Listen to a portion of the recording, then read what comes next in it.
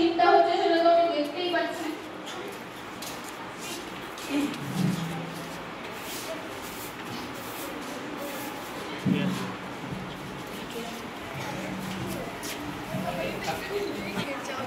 জমিদারবাবু, ও জমিদারবাবু, জমিদারবাবু, একটা খবর আছে। কি খবর মন্টু? জমিদারবাবু, আমি শুনলাম নাকি গ্রামের সব মেয়ের বিয়ে হয়েছে, শুধুমাত্র মালির মেয়ে ছাড়া। আপনি যে বলেছিলেন আপনার ছেলের জন্য পাত্রী খুঁজতেন, তাছাড়া আমি শুনেছি যে মালির পরিবারের সবাই চায় তাদের মেয়ে বড় বড় পড়াশোনা করে দাঁড়াক এবং নিজে পাঠাক। তুমি আমাকে সেই মেয়েটির একটি ছবি দেখাতে পারবে? কিন্তু না, একটা সমস্যা আছে জমিদারবাবু। কি সমস্যা? আমি শুনেছি মালির মেয়ে খুবই সুন্দরী, আর আপনার ছেলে যা কালো। তাছাড়া আমার মনে হয় না যে আপনার ছেলেকে মালির মেয়ে বিয়ে করতে রাজি হবে। ঠিক আছে মন্টু, তুমি যাও, আমার প্রয়োজনে আমি তোমাকে ডেকে পাঠাবো। ঠিক আছে জমিদারবাবু।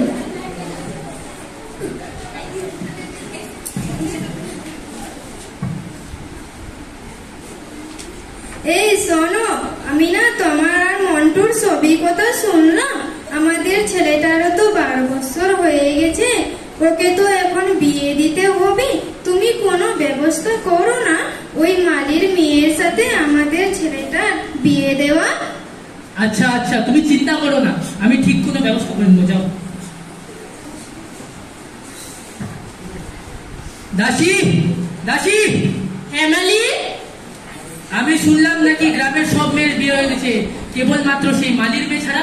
তাহলে আমরা তাতে কি করতে পারি মালিক? আরে তোমরা বলছো তোমরা কি করতে পারো? আরে যা করতে পারো তোমরাই তো করতে পারো, বুঝলে?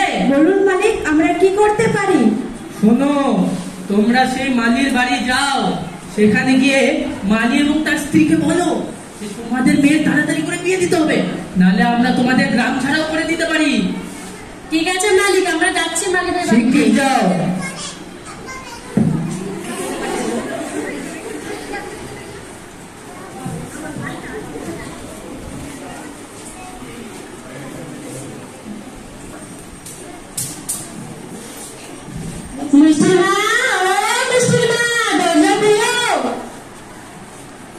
আরে তোমরা এসেছো, এসো এসো, ভেতরে এসো, বসো না, তোমরা দাঁড়িয়ে কেন আছো? আমরা এখানে বসতে আসিনি, আমরা যেটা কথা বলতে আসছি কান খুলে ভালো করে শোনো তোমরা। আমাদেরকে তোমরা চেনো, আমরা কি কি করতে পারি? বলো বলো, তোমরা কি বলতে এসেছো? গ্রামের সব মেয়ের বিয়ে হয়ে গেছে, শুধুমাত্র মিষ্টির বিয়ে হয়নি। তোমরা কয়েকদিনের মধ্যে মিষ্টিকে বিয়ে দিতে হবে, নাহলে তোমাদেরকে গ্রাম ছাড়া করতে হবে। কথাটা মনে থাকে যেন। দেখেছি যে মিষ্টির বাবা, আমার আশঙ্কাটাই ঠিক হলো। তুমি ঠিক বলছো। মা, বাবা, আমি বিয়ে করতে চাই না, আমি পড়তে চাই, পড়াশোনা করে নিজের পায়ে দাঁড়াতে চাই। হ্যাঁ মিষ্টি মা, দেখি আমরা কোনো ব্যবস্থা করতে পারি কিনা। ঠিক আছে মা। কি মিষ্টি বাবা, কি চিন্তা করছো? জমিদার বাবু আপনি? আমি শুনলাম প্রতিবেশীরা এসে নাকি বলে গেছে আপনাদের মেয়ের তাড়াতাড়ি করে বিয়ে দিতে হবে। আপনি ঠিকই শুনেছেন জমিদার বাবু। তাতে আর কি করা যাবে বলো মিষ্টির মা?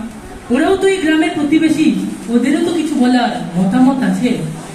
ওর ব্যাপারে তো আমি কিছু করতে পারবো না, কিন্তু আমি তোমাদের জন্য একটা ভালো প্রস্তাব নিয়ে এসেছি।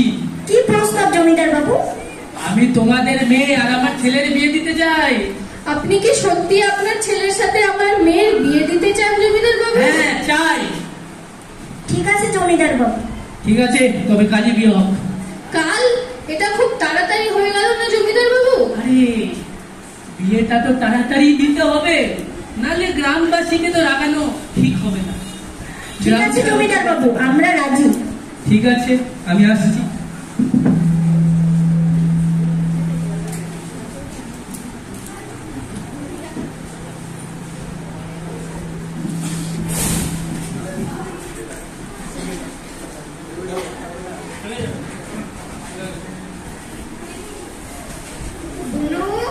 মাসি, মাসি তোমরা কোথায়? ও তোমরা এখানে? কিন্তু তোমাদের দেখে তো চিন্তিত মনে হচ্ছে কেন? মিনি দিদি, মিনি দিদি জানো, বাবা মা ওই জমিদারের ছেলের সঙ্গে আমার বিয়ে ঠিক করেছে। কি বিয়ে কবে? কাল। এটা আমি কি শুনছি মাসি, কাল মিষ্টির বিয়ে? তুই ঠিকই শুনছিস মিনি, তুই তো কিছু জানিস না, তোকে আমি পরে সব কথা খুলে বলবো। এখন যা, তুই আর মিষ্টি গিয়ে বিশ্রাম কর।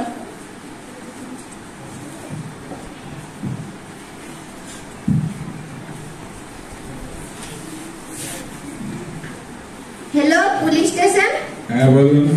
কাল আমার বোনুর বিয়ে, ওকে ওর বাবা মা ওর অমত থাকা সত্ত্বেও বিয়ে দিচ্ছে। আপনি যে করে হোক এই বিয়েটা আটকাতে হবে। আগে আপনি বলুন, আপনি কে বলছেন? আমি মিনি বলছি, দয়া করে আপনি এই বিয়েটা আটকান। ওর বেশি বয়স নয়, মাত্র 10 বছর।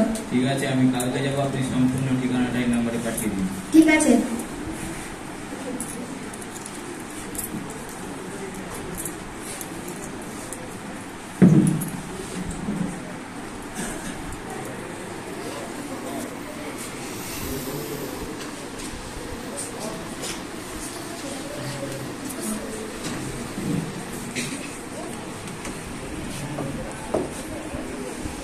মিনি, মিষ্টি, ওঠ ঘুম থেকে, সকাল হয়ে গেছে তো। মাসি, আমি ঘুম থেকে উঠে গেছি, বুনুকেও তুলে দিচ্ছি। ঠিক আছে, ওকে তাড়াতাড়ি তুলে তৈরি করে দে। বুনু, বুনু ওর তৈরি হতে হবে তো।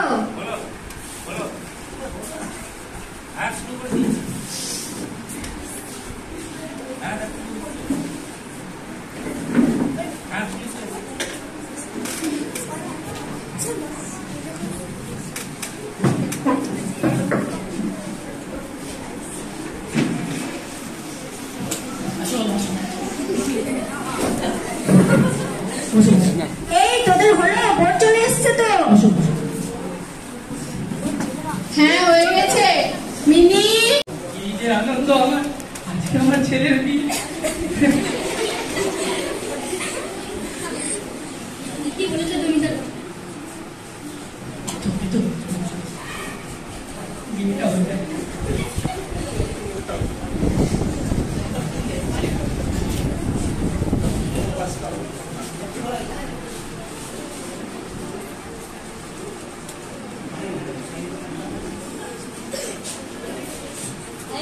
দাঁড়ান, এই বিয়ে হতে পারে না।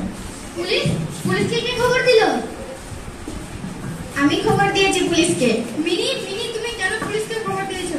যা বলার আমাকে বলুন, ওনাকে নয়। দেখুন পুলিশ বাবু, আপনি এখান থেকে চলে যান। দেখুন জমিদার বাবু, আপনাকে এবং আপনার পরিবারকে আমার সাথে থানায় যেতে হবে। থানায় কেন? আমরা কি দোষ করেছি? কি দোষ করেছেন? আপনারা এক 10 বছরের মেয়ের বিয়ের প্রস্তাব নিয়ে এই বাড়িতে এসেছেন, এটাই তো আপনাদের অপরাধ। কিন্তু ওনারা তো কোনো আপত্তি জানাননি, ওনারা তো রাজি হয়েছেন। ওনাদের আপত্তি থাকা সত্ত্বেও ওনারা এই বিয়েতে রাজি হয়েছেন, কেন জানেন? কেন? প্রতিবেশীর গ্রাম ছাড়া করবার বলেছেন, তাই কেবলমাত্র গ্রাম ছাড়া করবার ভয়ে এনারা এই বিয়েতে রাজি হয়েছে। আর এটার জন্য তাই আপনি জমিদার বাবু। আমাকে আপনি ক্ষমা করে দেন পুলিশ বাবু, আমি জানতাম না যে বাল্য বিবাহের মতো অপরাধ আইনত দণ্ডনীয়। আমি জানতাম না যে এরকম কিছু হতে পারে। আমি এরপর থেকে কখনো এরকম হলে ওটাকে মন প্রাণে আটকানোর চেষ্টা করব, আর নিজেও এরকম পদক্ষেপ কখনো নিব না। আপনি আমাকে ক্ষমা করে দিন। দেখেন জমিদার বাবু, আমি খুশি হয়েছি আপনি নিজের ভুলটা বুঝতে পেরেছেন এবং এই পরিবারের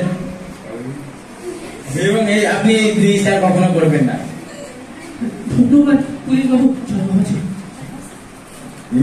ধন্যবাদ মিনি ম্যাডাম, আজ আপনার জন্য আমি বিয়েটা আটকাতে পেরেছি। আপনাকেও ধন্যবাদ পুলিশ বাবু। মিষ্টি, তুমি ভালো করে পড়াশোনা করো এবং নিজের পায়ে দাঁড়াও। তোমার সব পড়ার দায়িত্ব এই সরকারকে। ধন্যবাদ পুলিশ বাবু, আপনার জন্য এই বিয়েটা আটকানো সম্ভব হয়েছে। আপনি না থাকলে আমার কি যে হতো। ঠিক আছে, আমি তাহলে আসি। ঠিক আছে। হ্যালো, আমরা মূলত আমাদের সমাজে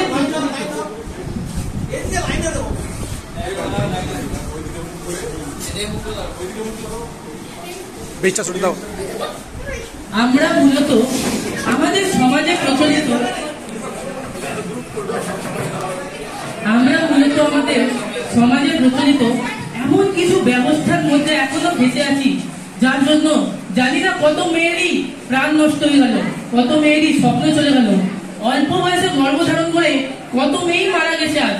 আজ আমরা এই সমাজের কুপ্রথাগুলোর বিরুদ্ধে আমরা সরব হয়েছি। কেবল একটি ছোট্ট নাটকের মাধ্যমে আমরা দেখানোর চেষ্টা করেছি যে আমাদের সমাজে এখনো কি কি হয়ে চলেছে। যারা এখনো শিক্ষার আলোয় আলোকিত হতে পারেনি তাদের মধ্যে এখনো কত কিছু আছে। অশিক্ষার ছায়া আজও আমাদের সমাজকে তেমন ভাবেই গ্রাস করে দিচ্ছে। আমরা আমাদের ছোট্ট নাটকের মাধ্যমে কেবল এটাই বোঝাতে এলাম যে মেয়ে হলো দেবী, মেয়ে হলো মা দুর্গা স্বরূপ। তাকে বাড়তে দিন, তাকে পড়তে দিন, তাকে নিজের পায়ে দাঁড়াতে দিন। ওকে কখনো নিজের ঘাড়ে বোঝা মনে করবেন না। ওকে সমান গুরুত্ব এবং সমান ভালোবাসা মা বাবা অনুযায়ী দিয়ে আপনারা ওকে নিজের পায়ে দাঁড়াতে সাহায্য করুন। কারণ আপনারাই হলে ওনাদের গার্জেন, আপনারাই হলে মেয়েদের প্রতিকৃত, আপনারাই যা করতে পারেন সব করতে পারেন। আজকে মেয়েকে শিক্ষায় আলোয় আলোকিত করুন, মেয়েকে সমাজে আগে বাড়তে সাহায্য করুন। কারণ আজকের মেয়ে কালকের মা, আর কালকের মা পরশু কারো ঠাকুমা।